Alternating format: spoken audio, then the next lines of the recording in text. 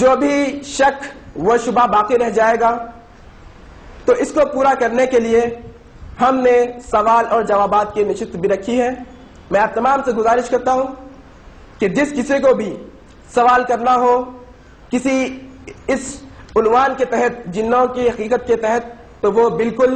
ہمارے بھائی یہاں پر مائک کے ساتھ موجود ہیں، وہ ان سے سوال کر سکتے ہیں۔ اب میں آج کے ہمارے مقرر جناب شکیل احمد صاحب سے گزارش کرتا ہوں کہ وہ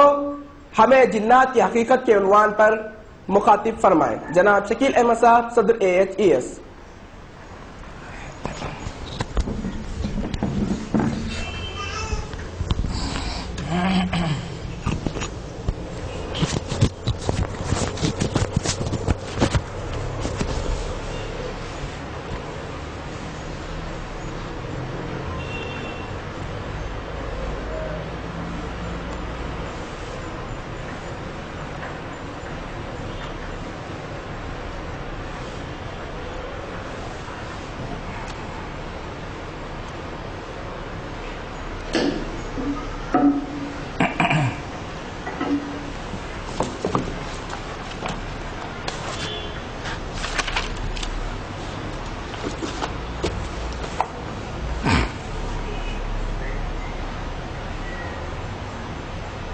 إن الحمد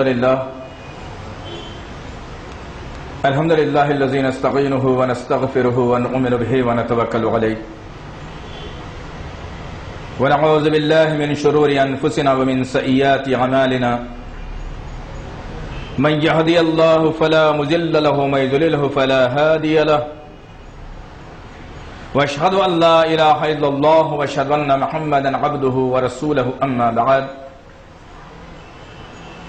فإن خير الحديث كتاب الله وخير الهدي هدي محمد صلى الله عليه وسلم وشر الأمور محدثاتها وكل محدثة بدعة وكل بدعة ضلالة وكل ضلالة في النار الرجيم يا أيها الذين آمنوا اتقوا الله حق تقاته ولا تموتن إلا وأنتم مسلمون قال الله تعالى في القرآن المجيد أعوذ بالله من الشيطان الرجيم يا معشر الجن والإنس إن استطعتم أن تنفذوا من أقطار السماوات والأرض فانفذوا لا تنفذون إلا بالسلطان فبأي آلاء ربكما تكذبان رب اشرح لي صدري ويسر لي أمري واحلل عقدة من لساني يفقهوا قولي رب زدني علما آمین رب العالمین۔ تمام تعریفیں بزرگی بڑائی کبریائی اس رب غالب مولا کے لیے جو تمام جہانوں کا پالنہار مدبر مشکل کشا حاجت روا آقا، جس کی ذات میں کوئی شکوہ نہیں، جس کے دانش میں کوئی شکایت نہیں، ور خطا سے لا ریب ہے۔ تیری یاد وجہ قرار ہو میری زندگی کی بہار ہو، تیری یاد وجہ قرار ہو میری زندگی کی بہار ہو، نہ ہو اس چمن میں کبھی خزاں تیری شان جل جلالہ۔ درود و سلام محبت وحی کتاب حکمت کے مالک صاحب تاج اور معراج و براق صلی اللہ علیہ وسلم پر، سلام اس پر کہ جس نے بے کسوں کی دستگیری کی، سلام اس پر کہ جس نے بادشاہی میں فقیری کی، سلام اس پر کہ جس کے پاس نہ چاندی تھی نہ سونا تھا، سلام اس پر کہ تکیہ ہاتھ اور چٹائی جس کا بچھونا تھا، درود اس پر کہ جس کی زندگی رحمت ہی رحمت، درود اس پر کہ جس کا تذکرہ عین عبادت۔ اللہم صلی علی محمد وعلی آل محمد بارک وسلم۔ بزرگوں اور عزیز ساتھیوں اور پس سے پردہ سننے والی اسلام کی مقدس معتبر خواتین، یہ اللہ کا بے پناہ فضل کرم احسان ہے کہ اللہ تعالیٰ نے امت محمدیہ میں پیدا فرمایا اور پھر اسلام جیسی عظیم نعمت سے ہمیں سرفراز فرمایا۔ عزیزان محترم، اسلام جب سرزمین پر نہیں تھا تو انسان پراگندہ ماحول میں اپنی زندگی گزارنے والا تھا، لیکن جب اسلام عرب کی سرزمین پر نمودار ہوا نبی آخر زمان صلی اللہ تعالی علیہ وسلم فرمان الہی کے مطابق انسانوں کو سدھرنے کا موقع فراہم کر رہے تھے،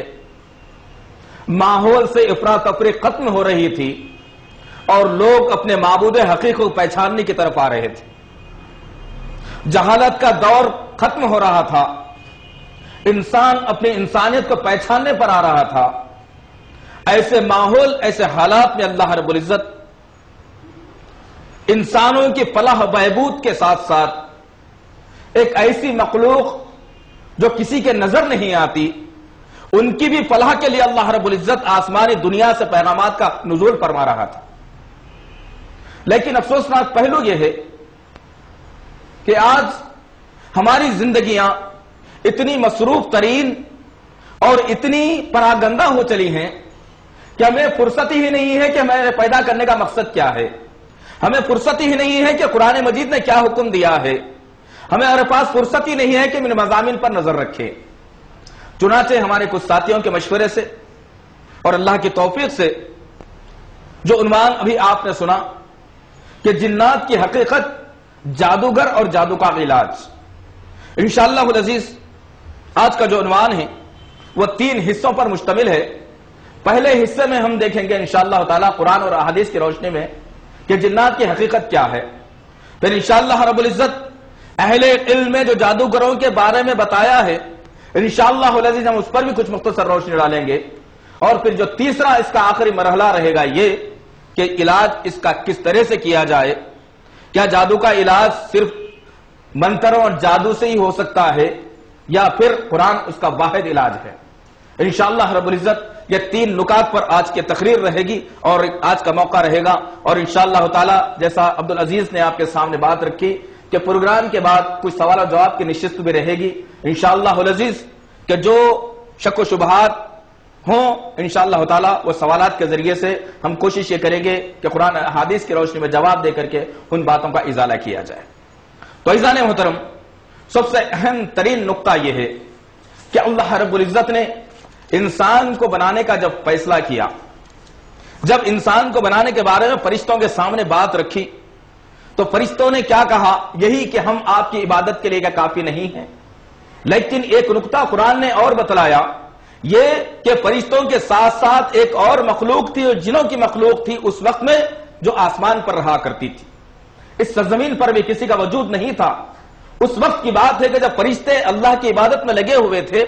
اس وقت میں ان کا ساتھ دینے والا، یا ان کو بعض روایتوں سے بات معلوم ہوتی کہ ان کو علم دینے والا وہ جن تھا، جو جنوں کی ایک جماعت تھی جو جن فرشتوں کے ساتھ میں رہا کرتے تھے۔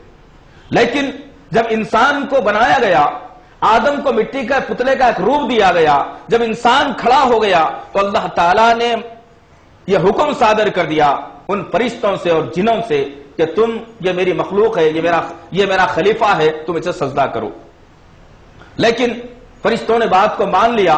اور پھر وہ جنوں میں سے جو تھا ابلیس جس کو کہا گیا ہے، وہ انکار کر بیٹھا، جس کی وجہ سے وہ قیامت تک کے لیے ملعون قرار دیا گیا۔ اللہ نے کہا کہ جو ابلیس اس سرزمین پر ہے وہ جنوں میں سے ایک تھا۔ تو غرض کہنے کا مقصد یہ ہے، آج ہم دیکھیں گے کہ انشاءاللہ تعالی جنوں کے بارے میں اللہ رب العزت نے جو قرآن اور نبی کریم صلی اللہ علیہ وسلم نے احادیث مبارکہ کے اندر کیا جو ہے نا اس کی تفصیل بتائی ہے انشاءاللہ تعالی۔ تو آئیے سب سے پہلی دلیل میں آپ کے سامنے کے رکھوں، سورہ احقاف کی آیت نمبر 29 میں اللہ رب العزت ارشاد فرماتا ہے، وَإِذْ صَرَفْنَا إِلَيْكَ نَفْرًا مِنَ الْجِنِّ يَسْتَمِعُونَ الْقُرْآنَ، اور جب ہم نے جنوں کی ایک جماعت کو آپ کی طرف یعنی نبی کریم صلی اللہ علیہ وسلم متوجہ ہوتے ہوئے دیکھا، اور انہوں نے کہا کہ ہم ایک عجیب قرآن کو ہم سن رہے ہیں۔ تو دوسری دلیل ہے سورہ انعام کی آیت نمبر 130 میں یہی لفظ کو دہرایا گیا کہ یا معاشر الجن والانس الم یاتیکم رسول منکم یقصون علیکم آیاتی وینذرنکم لقاء یومکم ھذا، یعنی یہی کہا گیا کہ اے جنوں اور انسانوں کی جماعت، کیا تمہارے پاس اپنے رسول نہیں بھیجے تھے جو تمہارے سامنے میری آیتیں پڑھتے ہیں اور تمہیں قیامت کی ہولناکیوں سے ڈراتے ہیں؟ تیسری دلیل اللہ رب العزت نے سورہ رحمان کی آیت نمبر 33 میں واضح کی، جو ہم نے ابھی خطبہ ثانیہ کے بعد میں آپ کے سامنے ہم پڑھی